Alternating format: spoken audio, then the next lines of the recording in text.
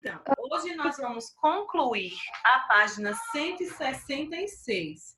Todos podem ir para 166, que é uma produção de texto que ficou faltando para vocês responderem.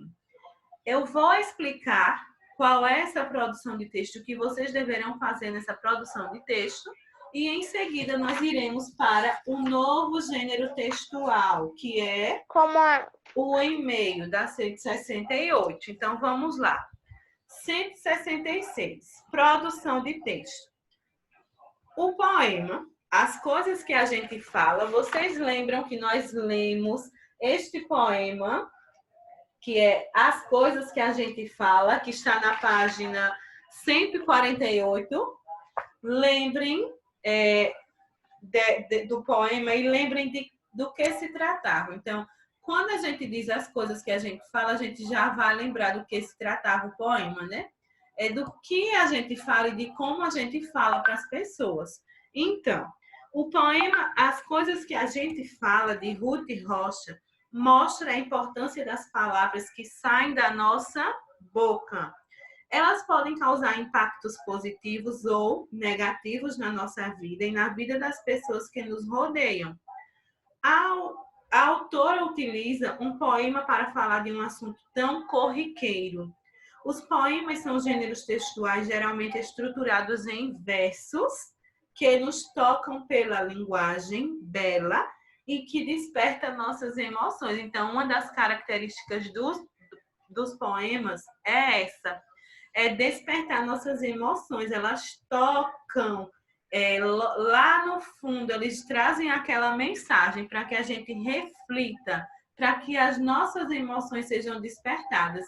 E esse não foi diferente. Quando ele falou as coisas que a gente fala, é um momento, era uma mensagem para que a gente pudesse refletir como a gente está falando, qual a maneira que nós falamos com os outros, o que é que nós falamos para os outros, será que nós falamos coisas positivas ou coisas negativas? Será que quando eu vou conversar com meu colega, eu animo ele ou eu desanimo? Porque se você fala uma coisa que você vai magoar o seu colega, você vai desanimar, vai deixar o colega para baixo. Mas se você vai lá e fala uma coisa que seu colega gosta de ouvir, que é um elogio, uma coisa interessante, seu colega vai ficar, lá nas alturas. Então, isso é muito importante. Uma coisa que nós devemos fazer é elogiar mais. Elogiar mais. Não esperar ser elogiado primeiro, não. Eu só elogio se o meu colega me elogiar. Não. Nós devemos elogiar sem querer nada em troca. Falar de uma qualidade de um colega, falar de uma característica que é positiva no colega. Se o colega é inteligente, a gente tem que reconhecer. Se o colega é estudioso, nós temos que reconhecer. Se ele é esforçado, se ele é bonito. Então, tudo isso são coisas boas de se ouvirem. E nós devemos fazer isso, falar coisas positivas para as pessoas. Não só para o nosso colega, dentro de casa a gente pode fazer isso. A mãe de vocês fica muito feliz quando vocês elogiam ela, pode ter certeza. Se você quer mudar o dia da sua mamãe, você dá um elogio para ela bem legal. Dizer também que comida deliciosa, a senhora está tão linda, o seu cabelo está tão lindo, sua pele está maravilhosa. Então a sua mãe vai ficar bem feliz. Façam isso para vocês verem como vai ser legal. E aí, automaticamente, vocês vão ser elogiados também. As pessoas vão reconhecer as qualidades de vocês também. Mas vamos para o nossa atividade de hoje, né? Eu estava falando um pouquinho do nosso poema, que é as coisas que a gente fala. E aí, dentro desse poema, a gente tem. E se você continuar o poema de Ruth Rocha, que versos você acrescentaria? Escreva abaixo. O que é um verso no poema? Quem lembra? Para dizer. Verso é Esqueci o nome. cada linha do poema. Isso É a mesmo. escrita. Uhum. Cada linha no poema é chamada de verso. Se eu tenho um conjunto de versos, eu vou ter o quê? Uma estrofe. Então, uma linha, por exemplo, aqui, ó, vamos olhar para o poema 146, não é isso? 148. O primeiro verso do poema é as coisas que a gente fala. Então, essa linha já representa um verso. Tem gente que acha que um verso é esse conjunto todo aqui da primeira estrofe. Não. Esse conjunto de versos aqui estão formando a estrofe. Então, nessa primeira estrofe, eu tenho quantos versos? Quem me diz? 6. 6, exato. Na primeira estrofe, eu tenho 6 versos. Se a minha estrofe tem 6 linhas escritas, então significa que eu tenho 6 versos. Aí, a primeira opção aí está dizendo, se vocês fossem continuar este poema, quais seriam os versos que vocês acrescentariam? Vocês vão ler o poema novamente por completo e complementar com esses versos criados por vocês. Não é para repetir, é para vocês criarem novos versos. Agora escreva um pequeno poema, dê-lhe um título e ilustre ao lado. Olhe, aqui nessa última opção, vocês vão produzir um poema. Antes de produzir, vocês têm que pensar no assunto que vocês querem falar. Querem falar de brincadeira, querem falar de criança, né? De ser criança. Ontem foi o dia da criança, né? Estou também aqui parabenizando a todos pelo dia de vocês. Vocês podem falar da mãe, vocês podem falar de Deus. Vocês vão escolher alguma coisa para falar nesse poema. E em seguida vocês vão produzir o poema nessas linhas. Vocês podem ver que o espaço é pequeno, então o poema vai ser pequeno também, não precisa ser grande. O que é que vocês têm que saber nesse poema? O que é que ele precisa ter? Ele precisa ser escrito em versos. A estrutura do poema é o quê? Ele é escrito em versos e estrofes. Outra coisa importante, a maioria dos poemas, eles têm rimas. As palavras rimam. Então, vocês vão ter que também colocar esta característica do poema. E aí, vocês, depois que concluírem, ilustram, faz um pequeno desenho aqui ao lado. Então, essa atividade ela não é difícil, porém, nós não vamos poder fazer agora, porque senão a gente se atrasa. Vocês vão marcar aí para continuar depois, porque agora nós vamos lá para a página 168. Vamos lá. Entenderam a atividade da produção do poema? Sim. Pronto. Sim. Ótimo. Agora vamos para 168. Hoje nós vamos para uma nova estrutura textual, um novo gênero textual, que hoje é muito utilizado e bastante conhecido, bastante falado. Não sei se é muito conhecido, mas é muito falado. O e-mail. O e-mail é um gênero textual atual. Ele não existia há muito tempo, diferentemente do último gênero textual que nós falamos. Lembrem aí, qual foi o último gênero que eu acabei de falar aí? Eu falei de quem? Do poema, muito bem. E agora eu vou falar do e-mail. Agora, olha que coisa interessante. O poema, diferentemente do e-mail, já existia há muito tempo. O e-mail é o gênero textual atual. Ele surgiu atualmente. Não é muito novo, mas ele é bem mais atual do que o poema. E hoje nós vamos estudar a estrutura desse gênero. Todas as vezes que a gente tem um gênero textual novo, lá no final, como vocês viram agora, tem as características. Aí eu faço diferente. Primeiro eu explico para vocês as características E quando vocês vão produzir, vocês já estão por dentro, não é? Mas vamos lá. Eu trouxe para vocês algumas informações do e-mail. Não vamos para o livro agora, vamos para o livro daqui a pouquinho, viu? Vamos lá. Primeiro, o e-mail. O e-mail significa correio e em Portugal, correio em Portugal, que significa correio eletrônico. Ou ainda, e-mail é um método que permite compor, enviar e receber mensagens através de sistemas eletrônicos de comunicação. Próximo. Vamos para a estrutura do e-mail. Ela é definida. O seu e-mail, quando você vai formar um e-mail, você precisa de quê? Então, aqui nós vamos ver o que é que nós precisamos para formar o nosso e-mail. Eu acredito que quase todos aqui já têm um e-mail, não é?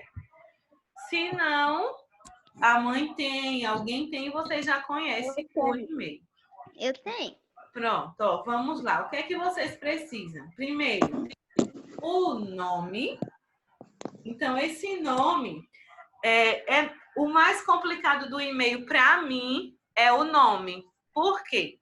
Quando a gente vai criar um e-mail, os nomes, eles são... Tem muito nome igual, né? Por exemplo, Maiara. Tem um monte de Maiara no mundo. Então, o que é complicado para mim? É porque eu vou ter que dar uma mudada no meu nome.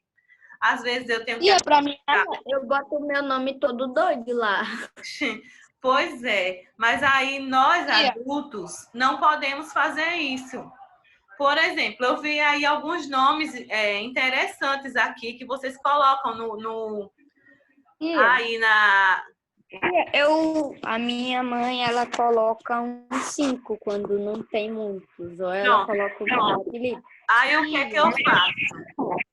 Como os nomes se repetem, né? Imagine as Marias. Tem milhares de Marias no mundo. Então, a pessoa que tem um nome muito conhecido, ela vai ser mais complicado para criar. Ou acrescenta números, seguido do nome, ou acrescenta alguma letra. Então, aí, ou coloca primeiro o sobrenome, depois o nome, porque assim vai ser mais fácil de ser aprovado. Então, tem um nome com L. Bota um I, tia, e parece um L. O meu nome, o meu e-mail, por exemplo, ó, eu tentei fazer assim, maiara.nunes, porque é o meu nome correto. Porém, quando eu fazia, não dava certo, porque já existia outros e-mails iguais a este. Aí, o que é que eu fiz? Eu coloquei um L no final, para diferenciar. Aí, ficou Maiaral. Ficou Maiara L, que lendo a gente chama Maiaral.nunes, que é o meu sobrenome, tem o arroba e o provedor. O provedor é aquele que pode ser o Gmail, pode ser o Yahoo, pode ser o Hotmail. Então, o provedor é esse aí. O meu provedor é o Gmail. Depois do provedor, você vai colocar .com. Então, esse é o meu endereço de e-mail. Vocês podem perceber que automaticamente ele ficou azul. Por quê? Ficou azul, porque ele é um e-mail reconhecido, entendeu? Ele já está cadastrado no meu computador, então ele já é reconhecido. Aí ficou desse jeito. Podem perceber também que quando se coloca um e-mail em um WhatsApp, ele fica também azul, porque é um e-mail conhecido e aprovado. E quando coloca o número também no WhatsApp, fica azul. Oi? É verdade. Tia. Coloca número. Oi? Para mim, o mais difícil é tentar achar uma senha. Eita, e a senha é outra coisa complicada. A gente tem que ser uma senha de fácil acesso. Por quê? Porque você tem que lembrar daquela senha, de fácil lembrança, quer dizer. Você tem que lembrar daquela Eu anoto no papel. Exato, tem que anotar. Mas também não pode ser tão fácil assim. Porque se uma pessoa pega a sua senha, ela vai poder fazer o que quiser com seu e-mail, né? Criar outros, baixar aplicativos com seu e-mail, hackear. Eu não sei muito bem assim dessas coisas de hackear, mas eu já ouvi falar e dizem que não é uma coisa Tem boa. uma coisa para evitar isso daí, é só usar a verificação de 2 passos. Como é? Eu uso um negócio lá de verificação de 2 passos, que eu boto um e-mail reserva, aí na hora de eu entrar, eu tenho que ir no e-mail reserva e pegar o código. O código Entendi, só Nicolas. funciona Isso também tem no WhatsApp, né? Tem a o código só tem. funciona de 15 a 15 minutos. Tia, Muito bem, que legal. Aí aqui, ó, tia, tem e-mail quando é de empresa, de tia. alguma coisa nacional, é necessário colocar o BR. O BR é o símbolo do nosso país, né? A sigla do nosso país. BR. Então, quando se trata de outro país, vai ser outro símbolo, outra sigla. O símbolo arroba é essencial para que o endereço do e-mail seja identificado pelo sistema computacional. Então, olha por que foi que o meu e-mail ficou azul. Por causa do símbolo do arroba. Então, olha o que foi que eu acabei de ler. O símbolo do arroba, o símbolo arroba, é essencial para que o endereço de e-mail seja identificado pelo sistema computacional. Eu vou tirar ele aqui, ó. Ainda ficou, não foi? Mas ele. Ó, eu tirei, porém, ainda ficou azul, mas. É só tirar o ponto .com. Isso mesmo, mas não tá válido. Se eu tentar fazer qualquer coisa com esse e-mail aqui, eu não vou conseguir, porque tá faltando o arroba. Então, para que ele se torne válido, é necessário o arroba. Diga, Sara. Mas hoje em dia, para a gente se comunicar com alguém, a gente usa mais o WhatsApp do que o e-mail, né? Com certeza, é isso que eu ia falar agora, viu, Sara? Eu uso o e-mail só para proteger as contas que eu crio, aí eu boto ele para pegar. Isso mesmo. Então, quando o e-mail ele foi criado, né? Quando houve a criação, a formação do e-mail, de início ele era muito utilizado. Porque, como eu falei, ele se substituía a carta. A carta que a gente mandava, que chegava, que passava 7 dias para chegar em um lugar, por exemplo, eu tinha parentes em São Paulo e eu via minha tia tendo que escrever carta para o parente, e o parente demorava muito para receber aquela carta, por causa que dependia do correio. O e-mail é chamado de correio eletrônico porque através da tecnologia você consegue mandar esse e-mail. Antes, como eu disse, ele era muito utilizado, só que aí surgiram outros métodos de comunicação mais fáceis que o e-mail e mais rápidos, como a colega falou do WhatsApp. Hoje em dia, eu pego o meu WhatsApp, eu falo com qualquer pessoa do mundo através de uma chamada de vídeo. E aí, o e-mail também serve para suporte, né? Tia, mas o povo só presta para deixar a gente no vácuo. E se você perder uma conta, é para mandar para alguma empresa, né? Pelo e-mail.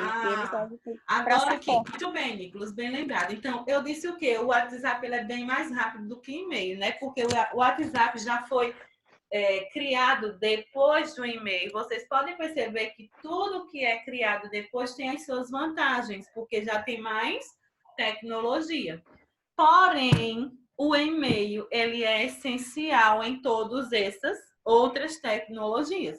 Por exemplo, para eu baixar o meu WhatsApp, eu preciso do e-mail, não é?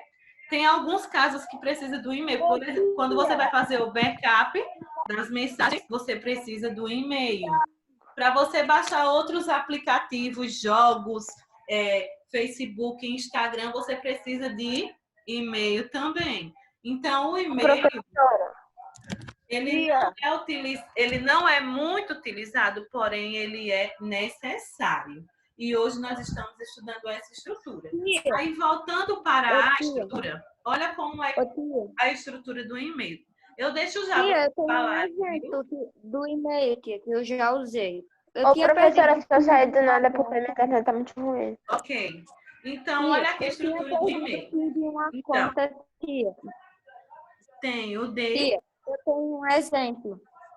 Um dia eu tinha perdido o PIN de uma conta, aí o jogo era de uma empresa gringa. Aí eu fui lá, peguei o e-mail, aí eu peguei o tradutor e falei lá, sou brasileiro, aí se puder mandar um suporte para falar comigo que seja brasileiro. Aí, tia, depois de uns 3 dias, eles responderam Foi? Muito e bem. mandaram suporte. Eles mandam. Então, o e-mail é muito importante, sim, gente. Muito mesmo. Mas vamos aqui só concluir para a gente, porque o nosso tempo está acabando. Não vai dar para fazer a atividade agora, só quando voltarmos. Vamos lá. Olha aqui como é que se faz um e-mail. O que é que você precisa do e-mail? Primeiro, nesse DIR é o seu endereço de e-mail. Você vai colocar aí o seu endereço de e-mail. Você vai precisar do e-mail da pessoa para quem você quer mandar. E aí você coloca. Data não é necessário, pelo menos quando eu vou mandar e-mail não me pede data. Isso fica na mensagem, né? Isso aqui fica na mensagem. Mas quando a gente vai mandar, precisa do endereço da pessoa, que é o e-mail da pessoa. Eles pedem o assunto. O assunto não é obrigatório você colocar, mas pede-se o assunto. Para que você quer o assunto? Para dizer aqui está relacionado ao seu e-mail. Está falando sobre o quê? Então, eu já enviei alguns currículos pelo e-mail, por exemplo. As pessoas hoje, muitas empresas recebem currículos pelo e-mail. Então, quando eu mandava no nome assunto, eu colocava currículo. E aí vem a mensagem, é o que você quer falar para a pessoa. Então, essa é a estrutura, mais ou menos, do e-mail. Deu para entender? Sim. Alguma dúvida nessa questão? Nós vimos aí o que é o e-mail, a estrutura, como pode-se enviar um e-mail. Então, aí, ó, nós, na página 168, vocês também têm um exemplo. Nesse caso aí, ó, nós temos no caso é Isabela, e tem todo o e-mail para a pessoa que vai receber o e-mail também, precisa do e-mail completo. O assunto, final de semana. Outra coisa importante, o e-mail, ele pode ser mandado numa linguagem formal ou numa linguagem informal. Isso depende para quem você vai mandar. O Nicolas me disse que enviou um e-mail para quem, Nicolas? Para assistência técnica, foi? Para lhe dar um suporte? Me diz aí, Nicolas. Vamos, Nicolas. Está ouvindo? Mas ele volta já. Então, dependendo de para quem seja o e-mail, a nossa linguagem vai variar. Pronto. Se é para um colega de classe, um amigo, a gente vai falar naquela linguagem informal, não é? Se é para uma pessoa, para uma empresa, alguma coisa assim, a gente vai ter que respeitar aquela maneira de falar formal, tem que ter formalidade, para que quando a pessoa receba, ela veja que se trata de um assunto sério. E aí, como vocês estão vendo no exemplo do livro, vocês têm um e-mail, que é entre duas amigas. A linguagem, ela não é totalmente formal. Por quê? Porque é uma comunicação entre amigos. Então, isso aí se torna um pouco informal por causa da intimidade que se tem com a pessoa. E vocês podem ver, tem o endereço, tem o assunto e tem a mensagem. Nós finalizamos aqui a nossa primeira parte da aula. Quando a gente voltar, a gente vai concluir com a página 169 com as atividades, viu? Então, até agorinha mesmo, viu? Até.